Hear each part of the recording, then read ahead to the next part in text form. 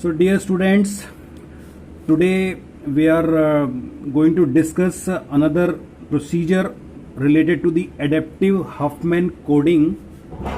This is the decoding procedure. In the previous lectures we have discussed two categories of adaptive Huffman coding. One was the updating procedure and second one was the encoding procedure. Now it is the third category of adaptive Huffman coding, which is decoding procedure. Decoding. So ये एक step by step process है. हमें कुछ symbols दिए जाते हैं बच्चों, जैसे मान लीजिए A B C A B D ऐसे कुछ ये मैसेज दिया गया है, इसको हमें एनकोड करना होता है. तो हम यहाँ पर एनकोडिंग प्रोसीजर यूज करके इसको 01010101 के फॉर्मेट में चेंज करते हैं. ठीक है बच्चों. और जब हमें 0101 का फॉर्मेट दिया जाता है, मतलब कि हमें डिकोडेड मैसेज दिया गया है, सॉरी एनकोडेड मैसेज दिया गया है, तो हमें इसको वापस डिकोड करके वापस से मैसेज में कन्वर्ट करना होता है. तो जब हमें बिट्स दी जाती हैं तो हम डिकोडिंग प्रोसीजर यूज करते हैं, उसको लेटर्स में कन्वर्ट करते हैं. जब हमें लेटर्स दिए जाते हैं तो हम एनकोडिंग प्रोसीजर यूज करके उसको बिट्स में कन्वर्ट करते हैं. और इन दोनों प्रोसीजर में हमारी हेल्प क्या करती है बच्चों? Updating procedure. अपडेटिंग प्रोसीजर हमने लास्ट टाइम डिस्कस किया था. अपडेटिंग प्रोसीजर जो है इंपॉर्टेंट है, जिसका काम होता है हफमैन ट्री को हर स्टेप पर चेंज करते रहना, अपडेट करते रहना, ताकि उसको नेक्स्ट स्टेप पर यूज किया जा सके. ठीक है बच्चों. तो आज हम डिस्कस कर रहे हैं डिकोडिंग प्रोसीजर. तो डिकोडिंग प्रोसीजर का देखो ये एक डायग्राम है, इसको पहले मैं आपको थोड़ा सा एक्सप्लेन कर देता हूं कि डिकोडिंग प्रोसीजर में बेसिकली आपको जो है लेटर्स दिए जाएंगे और इन लेटर्स को आपको बिट्स में ऑलरेडी आप कन्वर्ट कर चुके हो यूजिंग एनकोडिंग प्रोसीजर. अब आपको उन्हें क्या करना है? वापस से डिकोड करना है. वापस से इनको हमें क्या करना है? डिकोड करना है. ठीक है बच्चों. तो चलो शुरू करते हैं. पहले प्रोसीजर को समझ लेते हैं. देखो प्रोसीजर क्या कह रही है. देखो एग्जैक्टली में प्रोसीजर को फॉलो करते जाना होता है. प्रोसीजर को हम प्रॉपर तरीके से फॉलो करते जाएंगे, अपडेट करते रहेंगे ट्री को, तो हमारा क्वेश्चन बिल्कुल ठीक रहेगा. देखो मैं आपको दिखाता हूं. यहां से स्टार्ट करेंगे बच्चों. Go to the root of the tree. देखो आपको अगर रूट ऑफ द ट्री कहां से आएगा, तो देखो जब स्टार्टिंग करेंगे हमने अभी एक भी सिंबल को डिकोड नहीं किया है, तो स्टार्टिंग में हमारा जो रूट होता है वो क्या होता है? ट्री का एक एनवाईटी नोड होता है. स्टार्टिंग में सिर्फ एक एनवाईटी नोड होता है और इसका जो वेट है 0 होता है और इसका जो नोड नंबर है वो हाईएस्ट होता है, जो कि 26 लेटर की अल्फाबेट में ये 51 नंबर इसका होगा. मैंने आपको बताया था कि अगर आपकी अल्फाबेट जो है उसका साइज है 26, ठीक है बच्चों, तो उसमें 2 का मल्टीप्लाई करके हम एक माइनस करते हैं तो 51, इतने नंबर ऑफ टोटल नोड्स आपके पास आते हैं. ये हमने पहले डिस्कस किया था.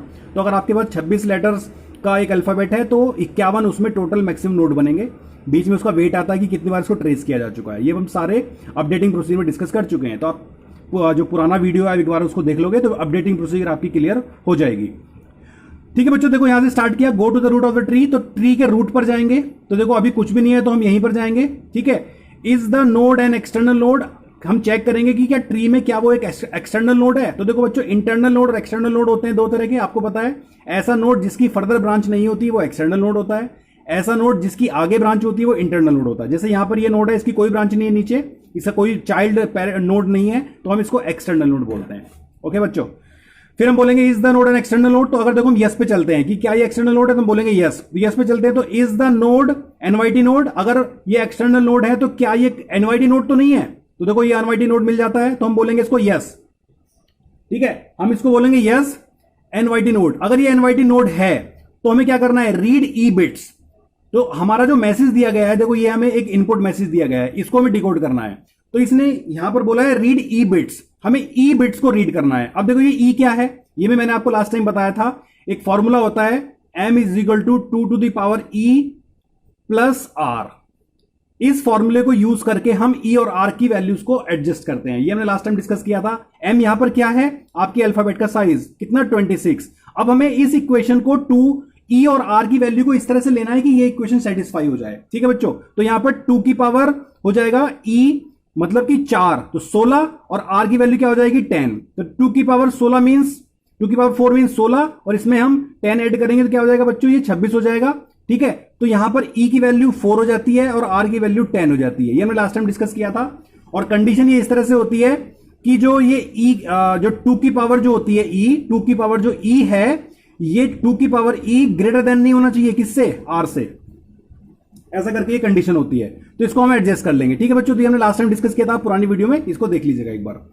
तो यहां से देखो ये हम ई बिट्स को रीड करेंगे। अब ई बिट्स कितनी है, ई मतलब कि 4, तो हम यहां से 4 बिट को रीड करेंगे, 1 2 3 4 बिट को रीड कर लेंगे। ठीक है बच्चों, फिर उसके बाद is the E bit number P.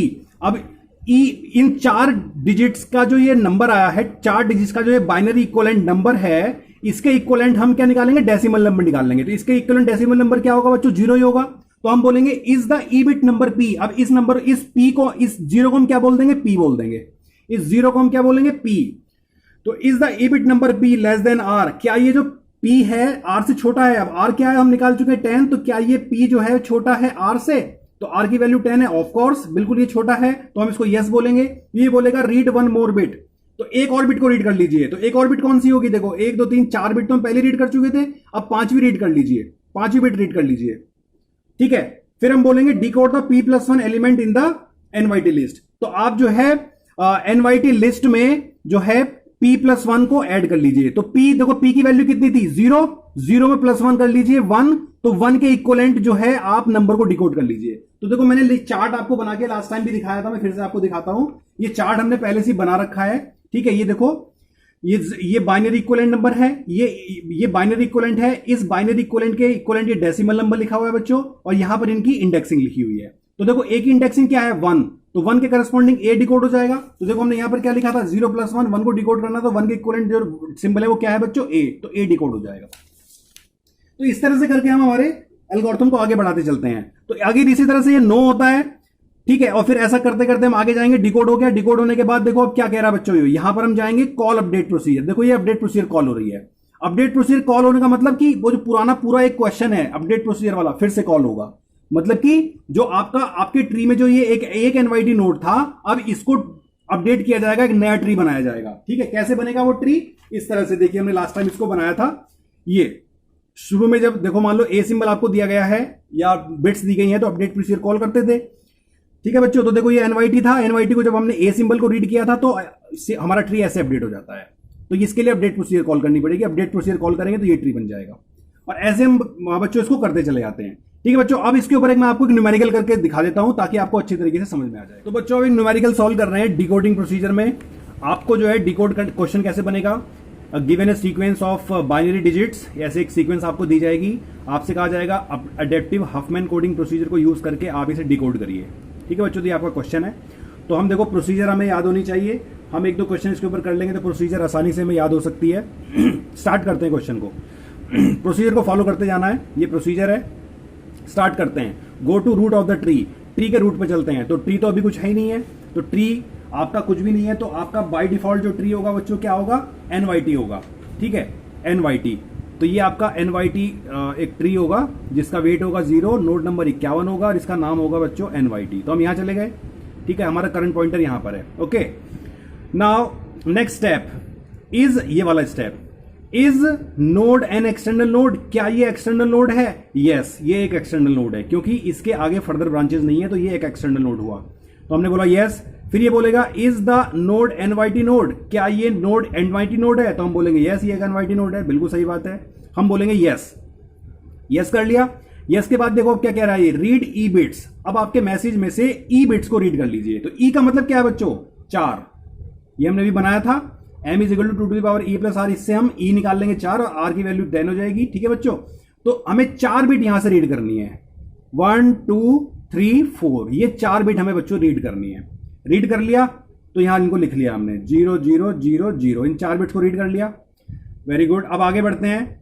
Is the E bit number p, is the E bit number p, मतलब कि जो ये ई बिट है, ई बिट जो 4 डिजिट्स को यूज करके ई नंबर आया है, इसको आप डेसिमल इक्विवेलेंट बना लीजिए। तो देखो इसका डेसिमल इक्विवेलेंट क्या होगा, 0 ही होगा।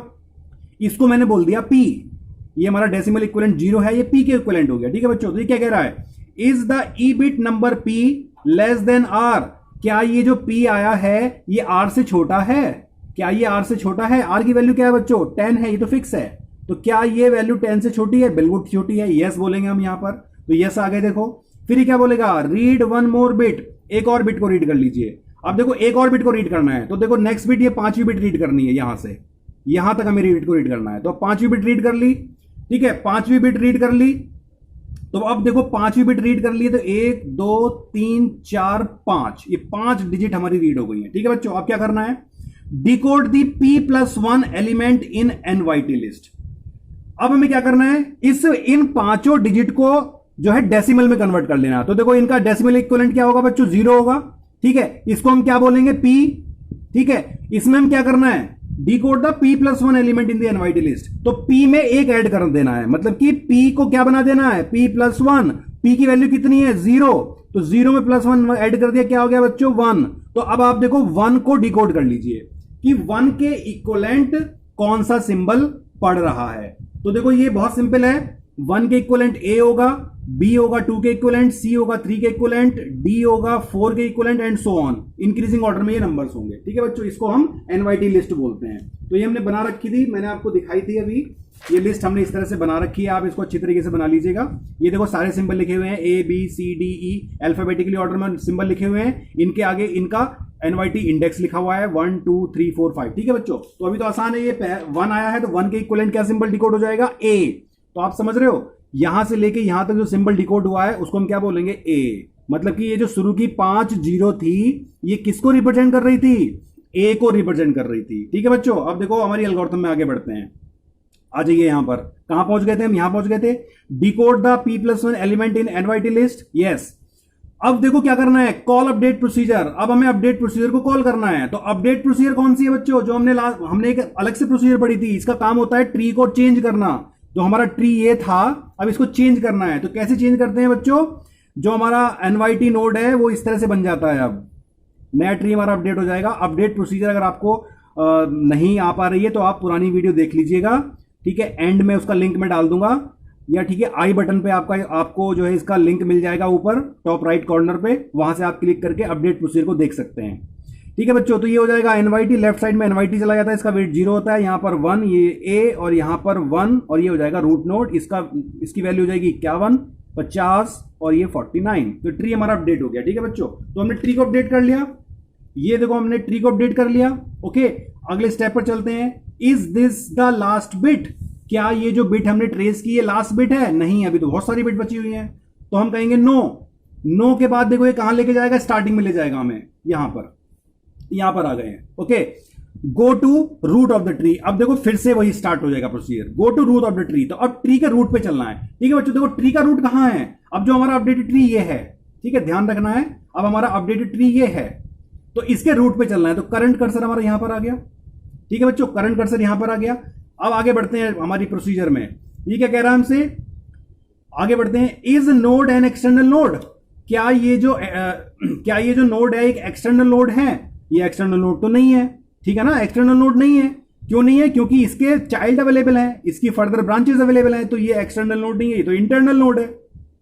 ठीक है, तो हम बोलेंगे is the node an external node, हम बोल देंगे नो।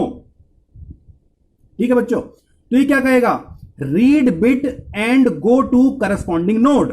तो अब आप एक बिट रीड करनी है, ये कह रहा है रीड बिट, मतलब कि 1 बिट रीड कीजिए, read 1 bit and go to corresponding node. तो एक बिट रीड कर लीजिए।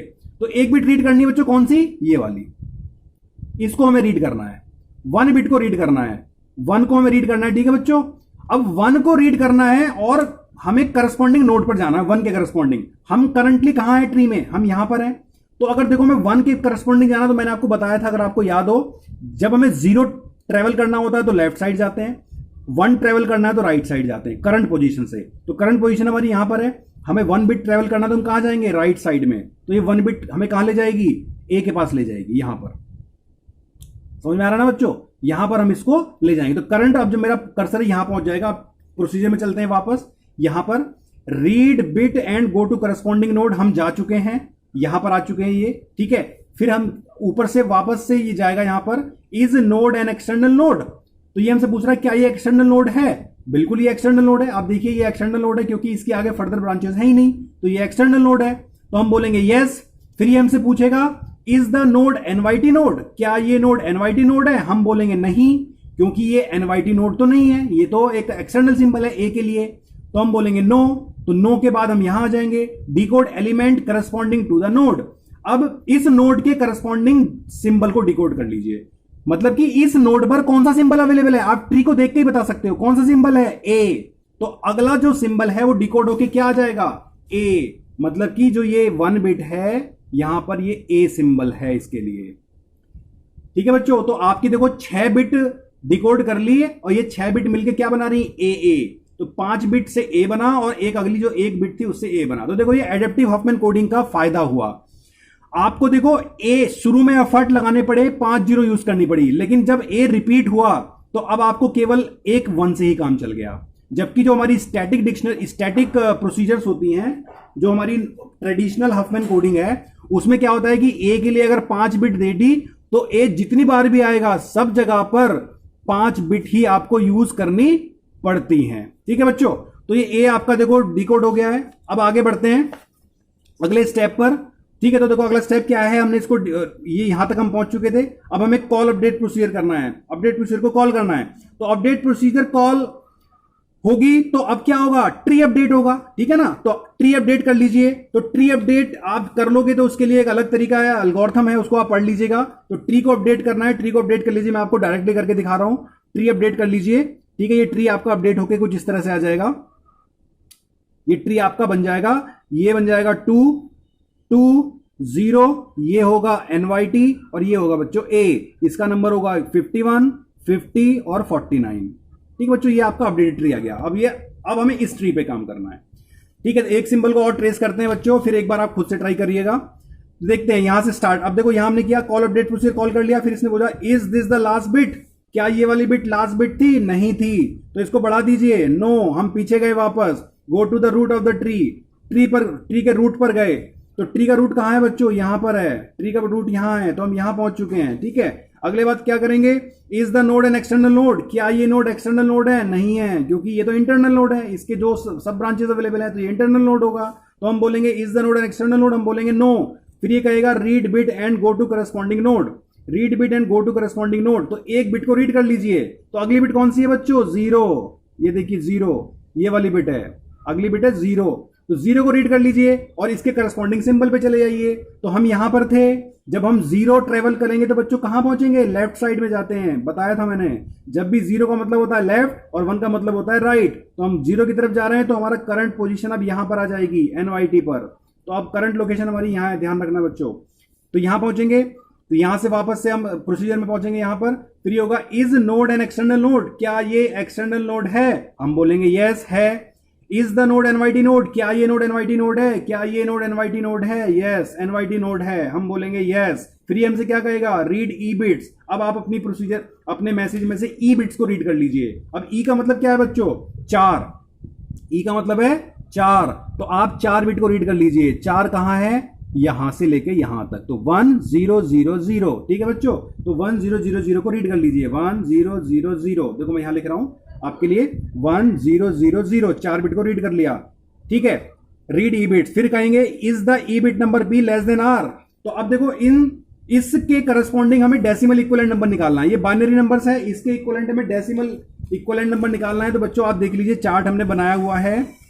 ठीक है, ये आपको याद भी रह सकते हैं, आप इनको याद भी रख सकते हो। ठीक है बच्चों, तो ये 4 बिट का नंबर ये 8 है। देखो ये रहा, दिस 1 0 0 0, ये 8 के इक्विवेलेंट है। ठीक है बच्चों, तो ये जो हमारा इसके इक्विवेलेंट हमने क्या लिख दिया, 8, इसको हमने बोल दिया 8 और इसको हम क्या बोल देंगे, P। ठीक है बच्चों, अब देखो बहुत आसान है, बस हमें प्रोसीजर को फॉलो करना है। प्रोसीजर हमसे क्या कह रही है, is the E bit number P less than R, क्या ये जो P है 8 क्या लेस देन R है, और R की वैल्यू कितनी है बच्चों, 10, हमें पता है, ये रही। तो क्या ये 8 10 से छोटा है, बिल्कुल छोटा है, हम बोलेंगे यस। तो हम यहां यस पे आ जाएंगे। रीड 1 मोर बिट, एक और बिट को रीड कर लीजिए। तो एक और बिट ले लीजिए, एक और बिट रीड करके ये 1 आ जाएगा साथ में बच्चों। ठीक है, तो देखो एक और बिट रीड करके हमने क्या 1 ले लिया।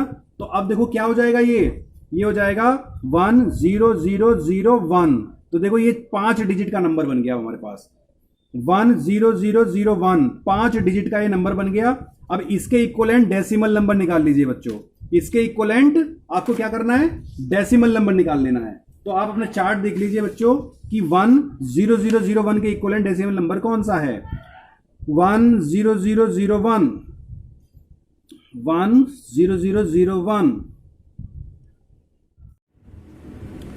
तो ये हमें डिकोड करना है किसके करस्पॉन्डिंग 10001। तो हमारी लिस्ट चेक कर लीजिए बच्चों, 5 डिजिट के 10001 के इक्वलेंट जो डेसिमल इक्वलेंट क्या नंबर है। तो देखो ये रहा बच्चों, ये 5 डिजिट का हमने डेसिमल इक्वलेंट नंबर बना लिया है। तो 10001 के इक्वलेंट नंबर क्या है बच्चों डेसिमल 17।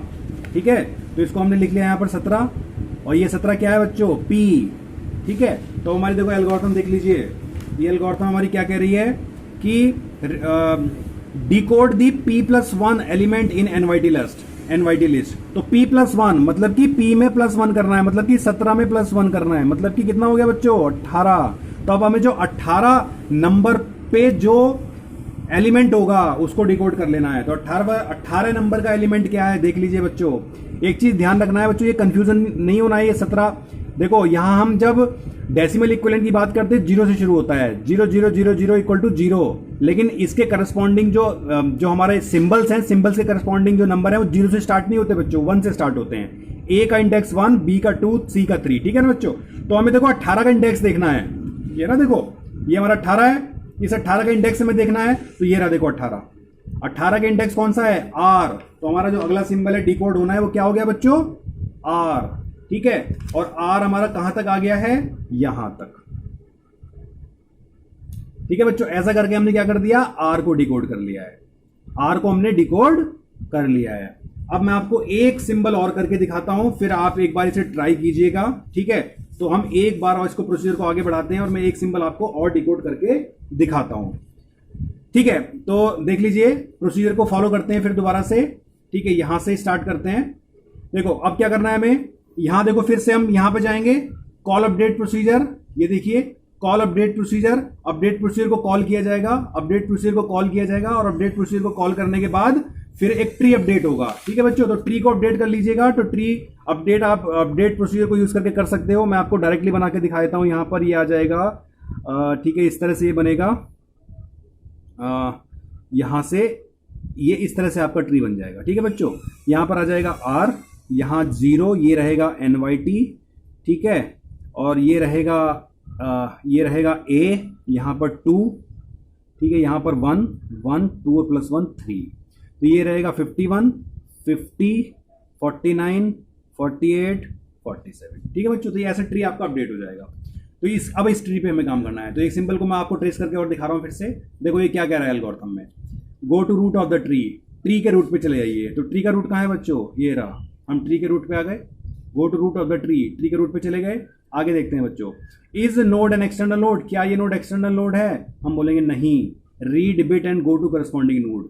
तो एक बिट को रीड कर लीजिए। तो देखो हमारे क्वेश्चन में रीड बिट को रीड कर लीजिए। तो आपने 0 को रीड कर लिया बच्चों, एक बिट को रीड करना है। हमने 0 को रीड कर लिया और करस्पॉन्डिंग नोड पे चले जाते हैं। तो यहां से जब 0 ट्रेस करेंगे कहां जाएंगे बच्चों, लेफ्ट साइड चले जाएंगे। आपको पता है ये ऐसे होता है।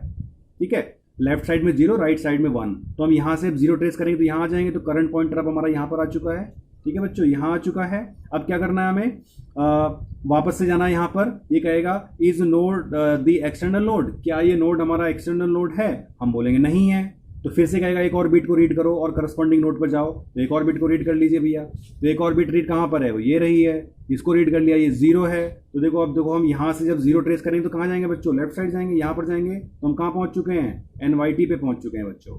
ठीक है ना, NYT पर आ गए हैं। फिर वापस से जाएगा ये is the node an external node. हम बोलेंगे यस भैया बिल्कुल ये NYT नोड है।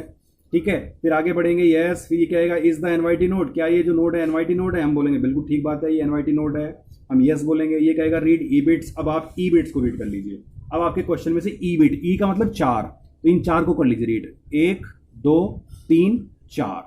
तो ये हो गया बच्चों क्या, 0 0 0 1। इनको आपने रीड कर लिया। ठीक है बच्चों, बहुत आसान है। इन 4 बिट को रीड कर लिया बच्चों। अब इन चारों बिट के इक्वलेंट डेसिमल नंबर क्या होगा बच्चों, ऑब्वियसली इसका 1 होगा।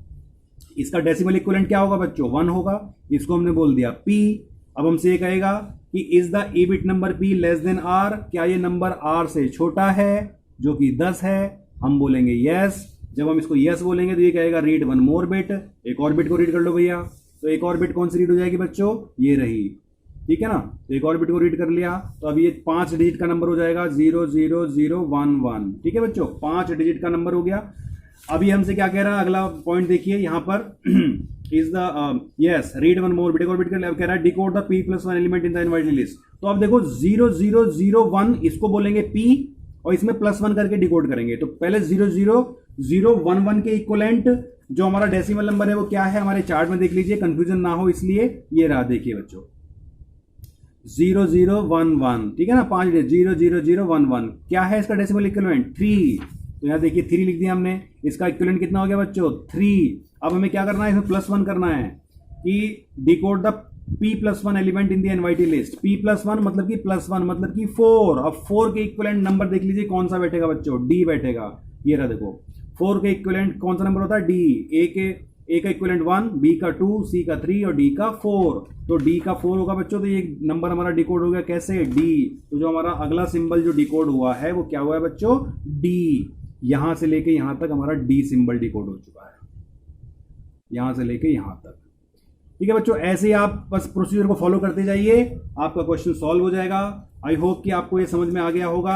आसान प्रोसीजर है, दिखने में थोड़ी टिपिकल सी लगती है, ठीक है, दिखने में थोड़ी टिपिकल लगती है, प्रोसीजर कॉम्प्लिकेटेड लगती है, लेकिन बिल्कुल भी नहीं है, बहुत आसान है। आप बस इसको फॉलो करते जाइए और बिलीव मी अगर आपने इसके ऊपर एक सीरीज को सॉल्व कर लिया खुद से तो ये प्रोसीजर भी आपको याद हो जाएगी। इसके ऊपर न्यूमेरिकल क्वेश्चन भी मिल सकता है और एग्जाम में एक्सप्लेन करने के लिए भी पूछी जाती है, explain decoding adaptive Huffman coding procedure. तो ऐसे याद करना मुश्किल होगा, एक न्यूमेरिकल आप सॉल्व कर लोगे आसानी से, ये आपके याद हो जाएगी। ठीक है बच्चों, तो अभी के लिए चलता हूं मैं और नेक्स्ट लेक्चर अभी देखते हैं। अभी कई टॉपिक्स हैं जो लॉजिकल हैं, उनको मैं अभी आपके लिए प्रोवाइड कराऊंगा। ठीक है बच्चों, तो अभी के लिए चलते हैं। Thank you so much.